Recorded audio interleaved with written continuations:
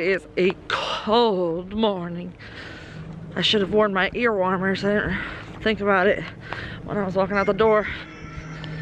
But it is got down to freezing last night. It's supposed to get down to freezing again tonight. So I don't know how much damage we'll have. We've got the lettuce covered here, but I just noticed Ryan didn't cover that part. I guess he didn't realize it was in 2 sections when I said to cover the lettuce. But I will make sure that it gets covered tonight for that other section because it's supposed to get even colder tonight, into the 20s. The quail are all toasty and warm right under the lamp. We've got even the crib is covered with the frost fabric, making sure not to touch where the heat source is. Good morning, Chaos. How are you, girl? Real question of the day is, how are the pregnant ladies? Hello? Still fat and pregnant, I see. Kitty, you look like you've dropped a little bit.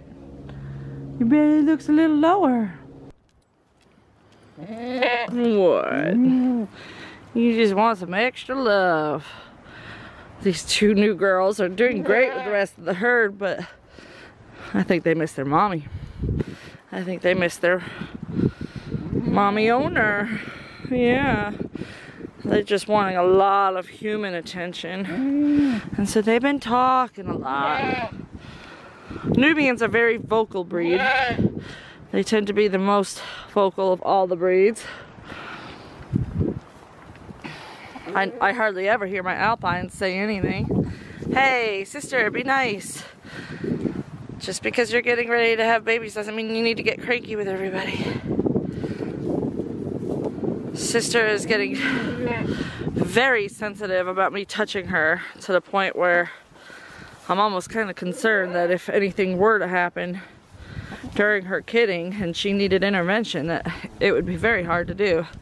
But most goats do not need intervention, but you never know when they do.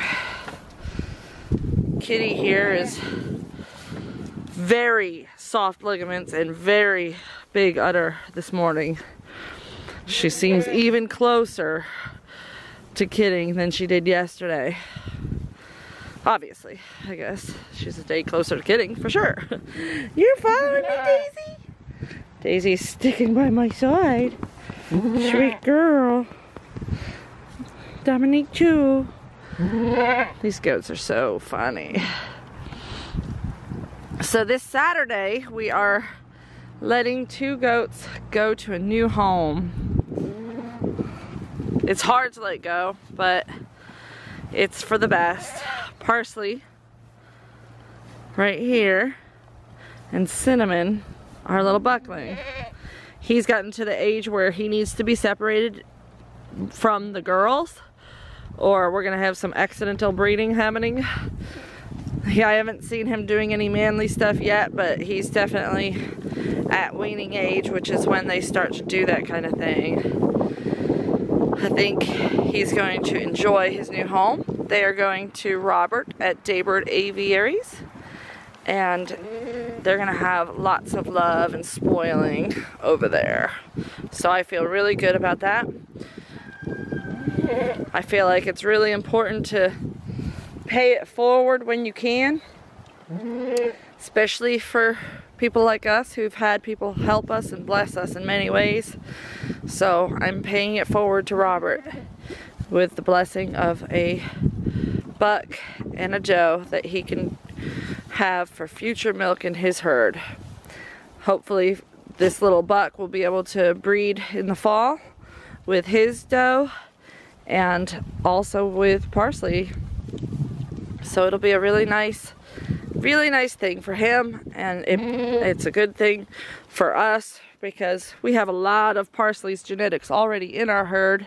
She's related to about half our herd. So diversifying our genetics is something that we are trying to accomplish. That's why we've got these new girls added in. So it'll be good for our herd as well. So looking for signs of kidding, we are looking at the udder, we are checking the ligaments, And we are looking at the vulva. If the vulva becomes puffy and swollen and red, that's a good sign that it's impending labor. When we start to see a mucus discharge, hi, are you talking to? That is a very clear sign that labor is going to be soon. If it's a stringy amber goo, that is a definite sign of actual labor. Right now, Kitty is only displaying the loose ligaments and the full udder. Sister Ray has just started to get a little bit of a udder chub, not much more. Everything else on her looks pretty normal. Kitty, we're starting to see where the size, the round part of her stomach is dropping down just a little bit, and it's gonna look really drop down when she's ready to kid. It'll even look hollowed out on top when she gets the babies into position. And with Kitty, we often see a very pronounced slope of the tail from the hip bone, which I'm already starting to see signs of. If she were patient with me, I would go up and lift her tail, but I think she's deliberately holding it down because she knows I'm checking her. Look at that look she just gave me. Kitty, are you getting tired of being checked? Huh? You getting tired of it, sweet girl? She's like, Mama, leave me alone. I'll kid when I'm good and ready. I'll kid when I'm good and ready. Yeah, she's... So we're just checking her day and night at this point, and I'm keeping an eye out in the middle of the day, looking out the window, coming out here if I see her laying down a lot. Pawing at the ground is a sign of labor.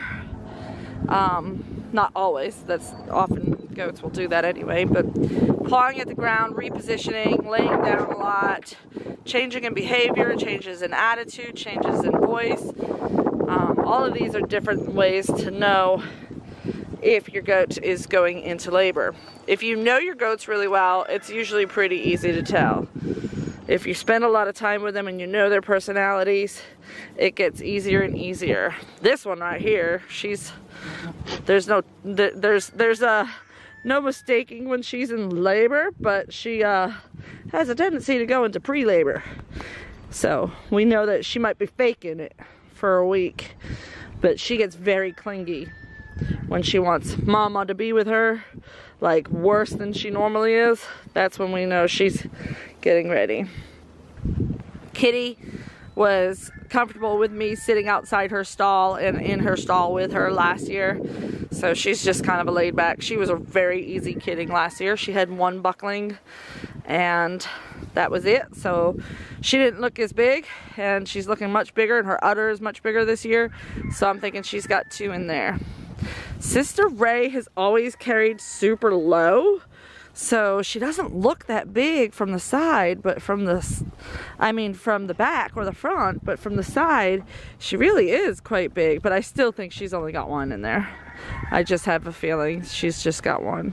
Boy, you girls sure do love me. These 2 new girls have just been rubbing on me. They just wanted some mama love. They needed a little extra human intervention.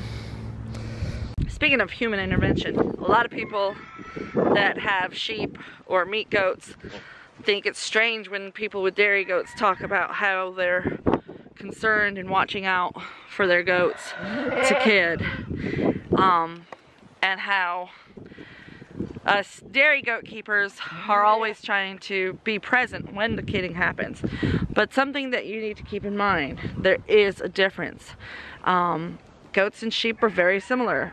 Meat goats and dairy goats are very similar, but there is a big difference. Dairy goats have been bred for centuries, for hundreds and hundreds of years, to need human intervention, to require it, because we milk them. Every day while they're in milk, they have humans with them. They are much more human dependent than other animals.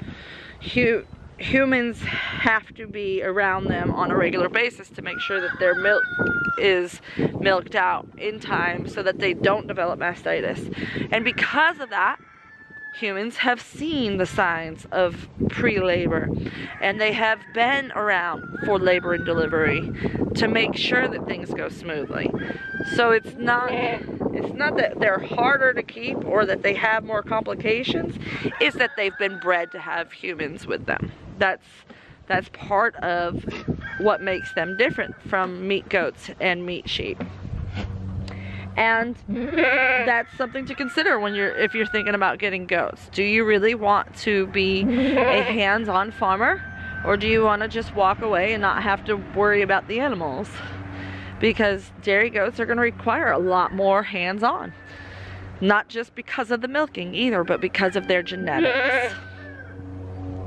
So that's something to keep in mind. And another thing that has come up in a lot of discussions lately is the risk of hypothermia.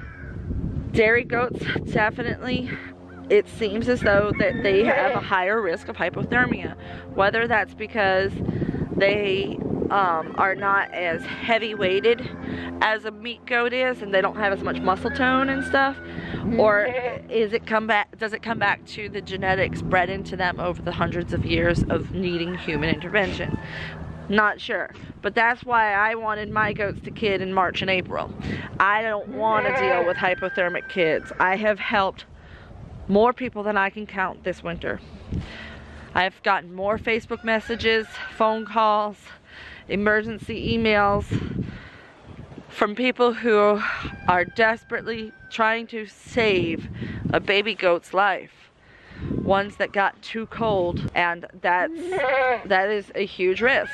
And when I say hypothermic, if that temperature is below 101, that's a hypothermic kid. So you are at risk of those kids dying if you don't act quickly.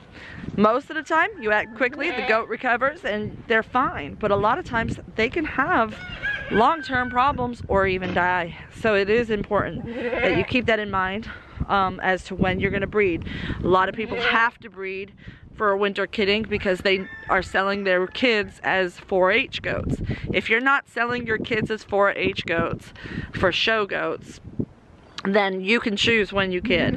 So make sure you make those decisions wisely so that you don't end up in a situation that's a lot more work, a lot more stress, and possible loss to your herd. I am so grateful that I was able to be there for the people that needed me in their time of need. And I am always, always, always willing to help any of you if you ever need it. Don't ever hesitate to reach out to me. Send me an email, send me a message on Facebook, whatever means you have to reach me, please reach out to me, because I will help in any way that I can, even if it is just to be there to talk to you and help you through what's difficult to go through alone. So I hope you guys have enjoyed today's little talkity talk. And that if you are considering getting into goats, that these things help you consider your options and what you may or may not want to get into. And maybe some of these clues about looking out for when your goat is ready to kid have helped you. And I hope that you've enjoyed. So thank you guys for watching. You know the drill. We'll see you next time on Wholesome Roots.